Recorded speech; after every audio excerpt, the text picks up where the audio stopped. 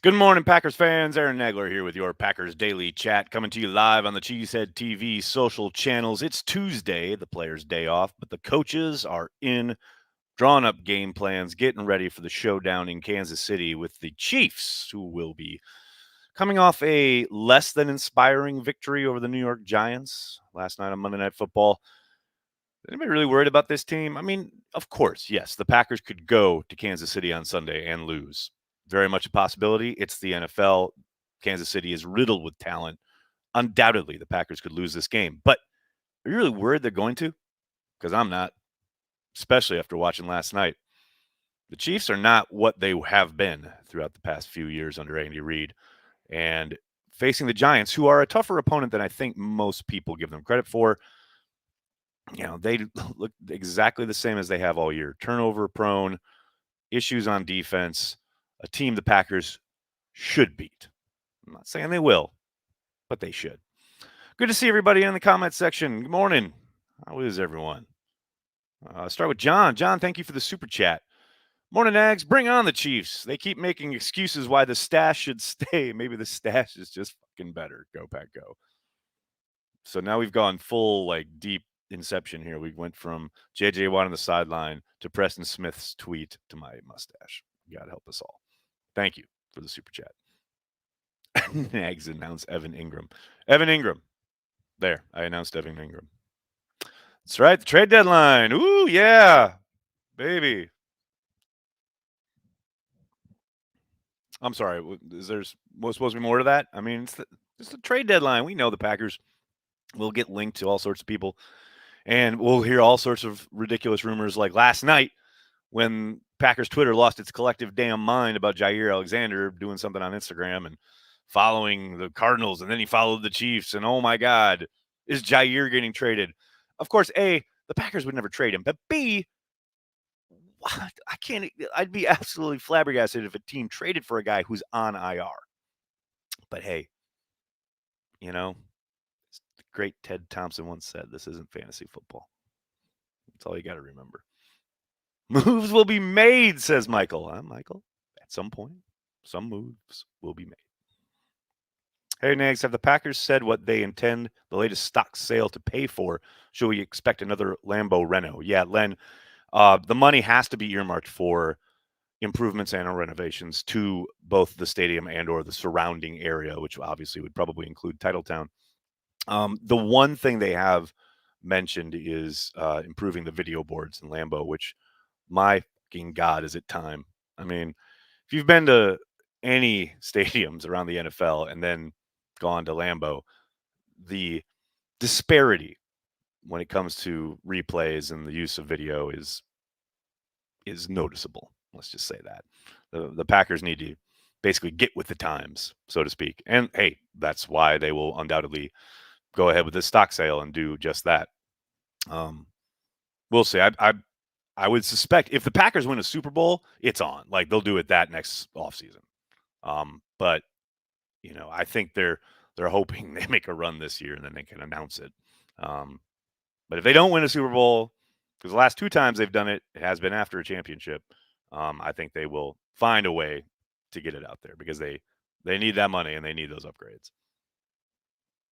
Mm-hmm. Mm-hmm. The video boards are over 10 years old. Exactly my point. Better seats. Rick, just stay at home. Nobody wants quote unquote better seats in Lambeau. They got the sections there up for the old people with the backs and actual, rail. You can just, if you need to, it's available to you, but don't touch the bowl. The bleachers are sacrosanct. Don't touch the bleachers. Better seats. Good Lord. Happy wishful thinking day. I hear you, Bob. I tell you what, if there is somebody in the comments of Cheesehead TV yesterday had Will Settle from Washington as a possibility. I love that idea, but I also think Will Fuller would be a fun idea because he can probably be had for a song. He's basically not doing anything in Denver.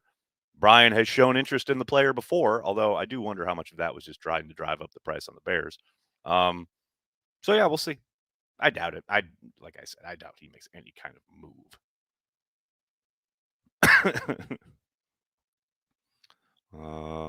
What's going on with Z? Any updates? Was he actually just holding out? No, he wasn't holding out. He was recovering from back surgery. People want to make stuff out of nothing here. Mahomes is a fumble waiting to happen. No doubt about it. He's a turnover waiting to happen. Man, I mean, it's crazy because you still see him make some of those ridiculous throws. He had one throw last night where he's rolling to his left and he's got like, 3 kind of defenders and he like sidearms it like he's throwing a double play in baseball, like a laser to, I think it was Tyreek Hill cutting, like doing a dig or not. Maybe it was a crossing route. It was such an incredible throw. It's such an incredible play. Like the talent is undeniable. It's insane. But man, he is putting the ball in jeopardy way too much. And it's like I said earlier in the game, run the ball, Andy. Like teams are just going to play these 2 high safeties against you all the time because you have Tyreek Hill and you have Mahomes and nobody wants to get beat deep. So run the ball. And finally he did, and that's when they drove down for their first touchdown. But it's like they just they seem to it's stuff of the same thing the Packers do. It's like we gonna throw it around because we've got this quarterback and we have to throw it. Just run the ball. If teams are daring you to do it, do it. What else we got here? Deshaun, what's up, man? Thanks for the super chat. Did Winfrey and EQ earn more playing time? Doubtful. I think they really like EQ, and I think they'll keep him up for special teams reasons and some of the stuff he does on the edge in the run game. But now that MVS is back and Allen Lazard is off the COVID list, I would be surprised if Winfrey is up again. Owen, thanks to the super chat.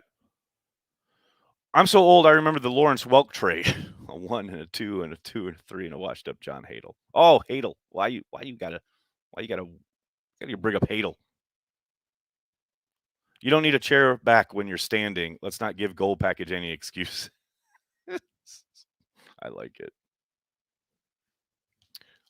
Carrie, what's up? Morning, Nags. Who will be back and play against Kansas City? MVS will be back. Alan Lazard will be back. David Bakhtiari will most likely be back, although Matt did raise the possibility that they activate him but don't play him because they have to. Because if they don't activate him after 21 days following his first practice, they have to revert him back to IR for the season. And I know they don't want to do that. So it's possible they could activate him and still hold him out another week. But I suspect he's going to play on Sunday. Devontae is a possibility. Matt seemed to indicate that he could be cleared by Thursday. That's the hope, I guess. But never know, man. Malik Taylor was on the COVID list for like 2+ weeks. It's just because it was Malik Taylor. Everyone kind of just didn't even notice or just kind of forgot about it. But there's no guarantee that Devontae's back this week. We'll see. I hope so. Damon, thanks to the super chat.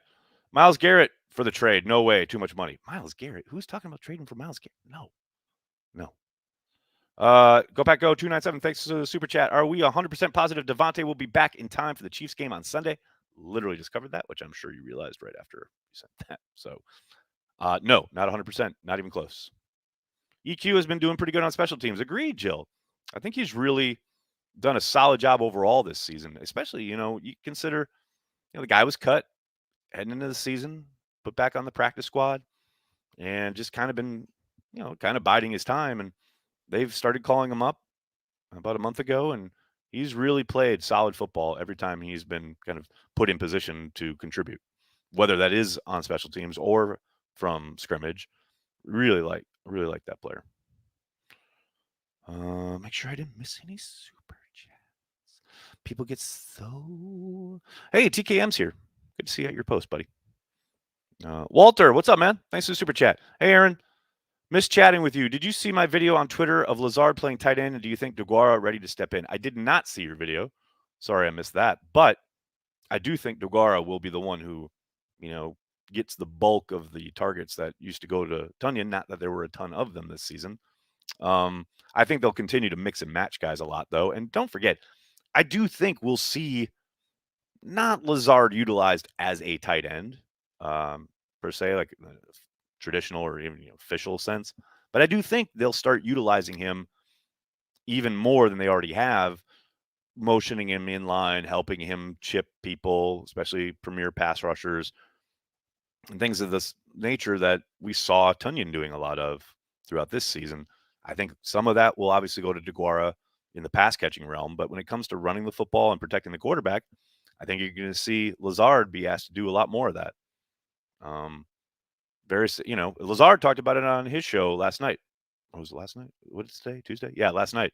When they came into the league, when they came into the team, he viewed Tunyon as his main competition because they were very similar body types. And even though they did play different positions, wide receiver and tight end, they were being asked to do a lot of the same stuff.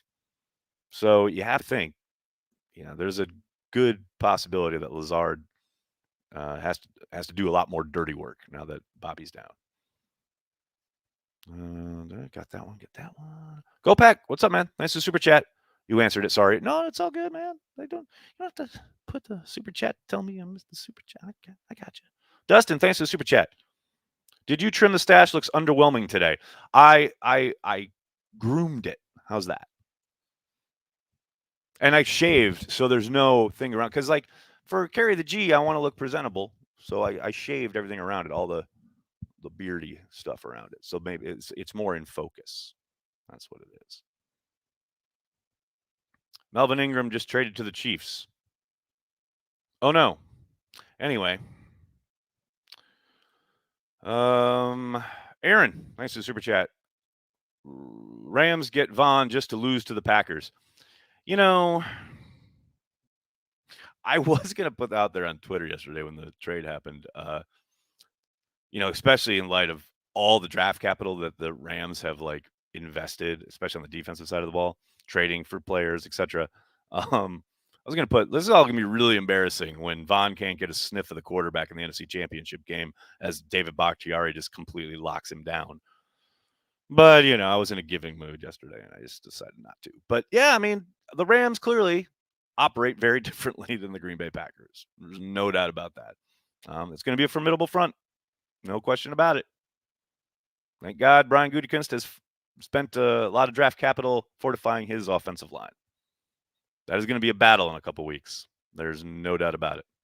I'll tell you what, one of the things I have most been looking forward to the entirety of the offseason and all throughout this season, and I'm glad he's finally healthy and rounding into shape for the Packers, is the rematch of Elton Jenkins versus Aaron Donald. Don't forget Aaron Donald grabbing Jenkins by the face mask and getting that personal foul penalty last year in the playoffs. I think, Donald is probably licking his chops and saying, okay, I'm going to be healthy this time around, young buck. And I cannot wait to see those two go at it. I think that is going to be a prize fight for the ages.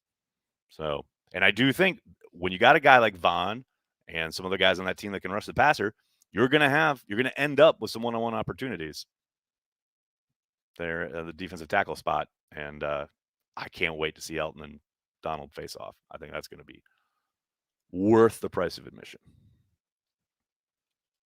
Got that one. Timbo, thanks for the super chat. Chiefs prime example when teams figure you out. Somewhat. I think, obviously they have been kind of adjusted to.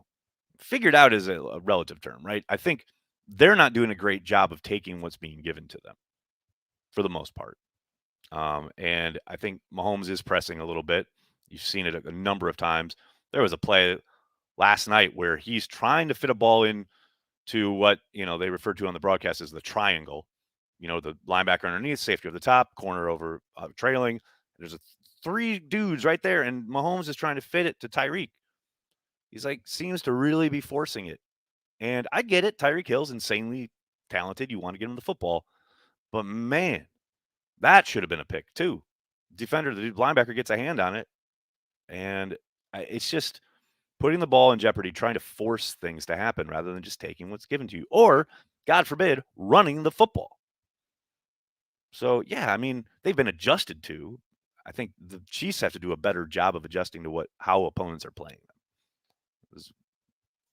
And hopefully that happens starting after Sunday. Marshall, thanks for the super chat. If the Packers make a move, what's your top but realistic trade target for Goody to make? Man, I don't know. Realistic? He makes a lot of calls but never pulls the trigger. That's the realism for you. I know lots of people are talking about Ingram because of the injury to Tunyon. I think if he can get him for a song, it's a possibility. Like if he gets him for like a 5th round, 6th round pick, possibly he pulls the trigger. And only possibly. I doubt it though.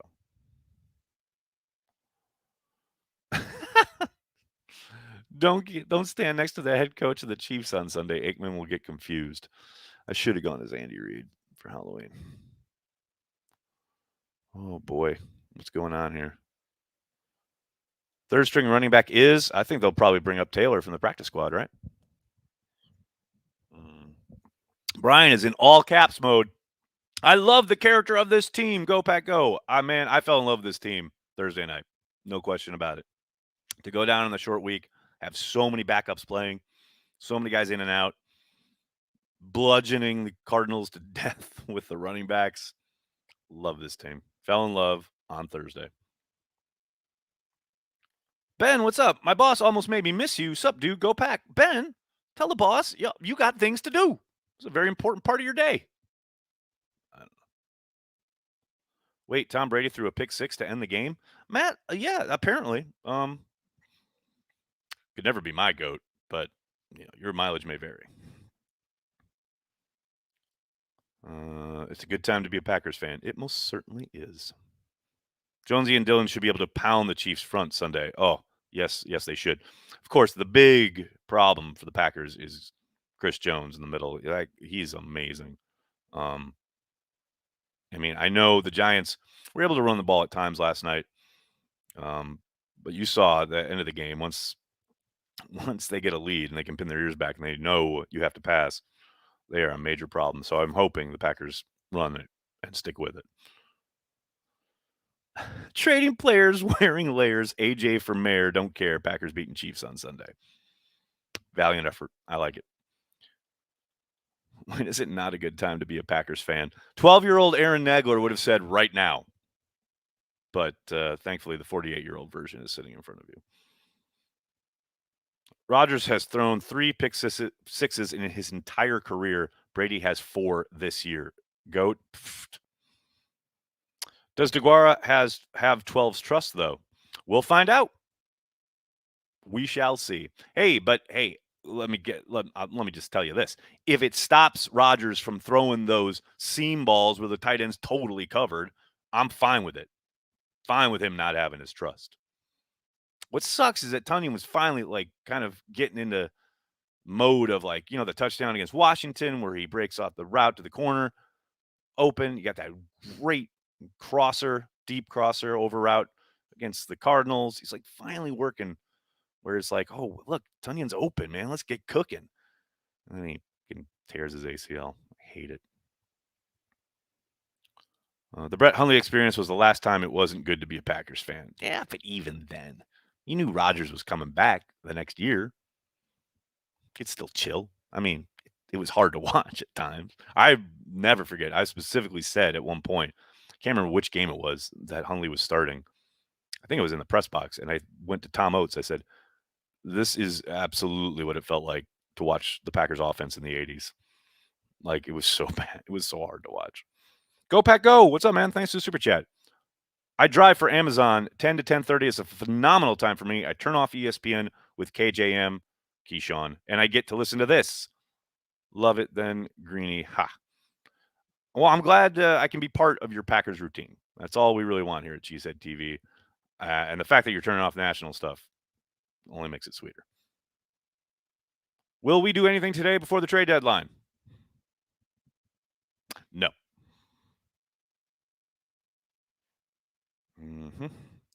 I heard Kuhn talking about the Arizona turf situation. What's it going to take to get the league to fix that? Hey, man, the Bears have had their god-awful turf forever. The league doesn't care. It's up to each individual team. If the players union really wanted to make a stink about it, maybe they could push for some kind of study to be done or something where The players like demand a better playing surface. What are they going to do? Not show up? Stay in the locker room? There's a game to be played. You know, they have their vote, as John alluded to at the end of the season. The time to make that stink was during the collective bargaining agreement time, when they were having the negotiations. Now it's time to play ball.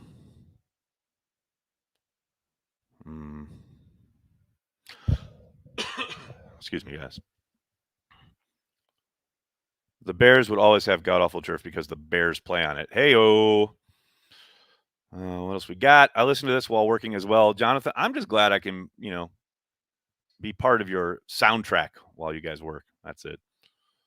What's up, Nags? What's up, Best Place? So impressed with Campbell. What's one thing he's doing that guys like Kirksey, Martinez, Barnes, and Martin couldn't? Not wasting steps. His tape is so solid when it comes to diagnosing and reacting, but not wasting motion. Like you see time and time again, especially when teams try to run the ball outside, where in the past, whoever it was, whether it was Kamal Martin last year, whether it was Blake Martinez back in the day, going back, probably the last decade, it has been rare when we've had an inside backer in Green Bay who doesn't waste steps. And Campbell rarely does.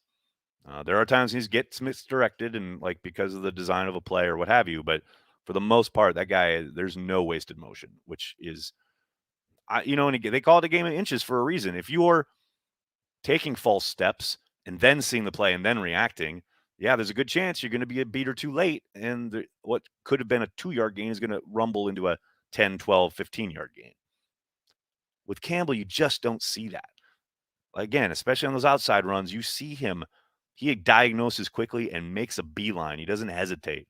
And that's part of being a vet, right? He's played a lot of football, played at a high level, 2 different places, seen it all. And it shows in his tape because he doesn't waste his motion. To me, that is one of the biggest differences. It's not so much about his athleticism, which he is athletic, but plenty of guys are athletic. He is just so smart about what he's seeing and not wasting himself. It's so refreshing. Iram, thanks for the super chat. Impressed with the D this year. Feel more comfortable going into games with all the injuries. They'll have a plan and they'll execute at a certain level, but God, it'd be nice to get some guys back and healthy. But I hear you. What else we got? I got 1 or 2 more here. Think we can move Jalen Smith? They just picked him up. What? Why would they trade him after they just signed him? I know he was a healthy scratch. And that's the other thing. I can't. Ed West is available. Toolbox, baby. Love the toolbox. If you want an example, what is it?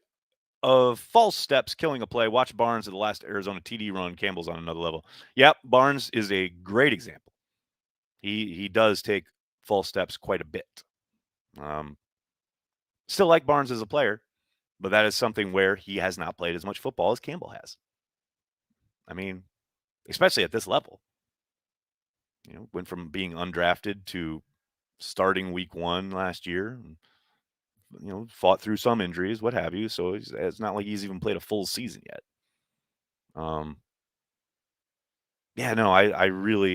Campbell's just so impressive in that regard. Dave, thanks for the super chat. Is there something about what the Packers are doing on D that has helped his performance compared to his previous stops, or has he just grown? I think it's a bit of both. As he said, he's been given more opportunity to kind of stay in the mix, so to speak, be the Batman as opposed to Robin, which obviously lends itself to being on the field more. If you're in and out sub packages or the B guy to the A backer or whatever, you're gonna not get into a rhythm, get into a groove. I think it helps that he's the guy. And I do think, some of those 5-man fronts that this scheme employs probably helps keep him a little cleaner. And then also at the same time, yeah, he's older. He's a little better. He's seen a lot more experienced. I think it's a kind of a combination of all those things. No doubt about it. Kelsey, I hear you. How come even at 7-1 and overcoming all the injuries, the media still gives the Packers no respect? I love, like, Thursday, the Packers have this great victory, insanely thrilling, huge win on the road in a short week, taking down the last undefeated team. And then Sunday, the Cowboys have a win. And then there's Dan Orlovsky on Monday morning saying, oh, yep, Cowboys are the best team in the NFL. I'm sorry, is our amnesia like kicking in quicker and quicker these days? Did anyone like remember there was a game on Thursday? I hear you, Kelsey. I hear you. Julio, thanks for the super chat. Hey, Nags, national holiday in Brazil. Finally able to catch the show live again. Love you, man. Thanks, Julio. Very nice to hear from you. Thank you so much. It's not really a national holiday here, but it is election day. My girls are off school in New York.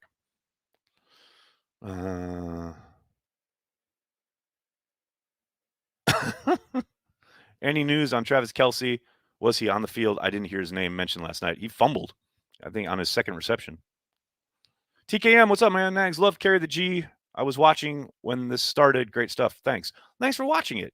Yeah, if you guys missed it, Carry the G with AJ Dillon. Had a lot of fun last night. It's always good to chop it up with AJ each and every week right here on Cheesehead TV. All right, I'm going to have to get going. Can't thank you guys enough.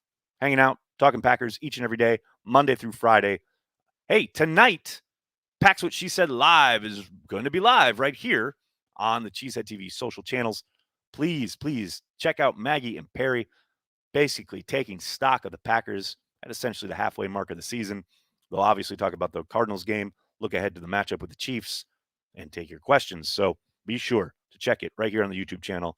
Pack's What She Said live, 7 p.m. Eastern, 6 p.m. Lambeau time.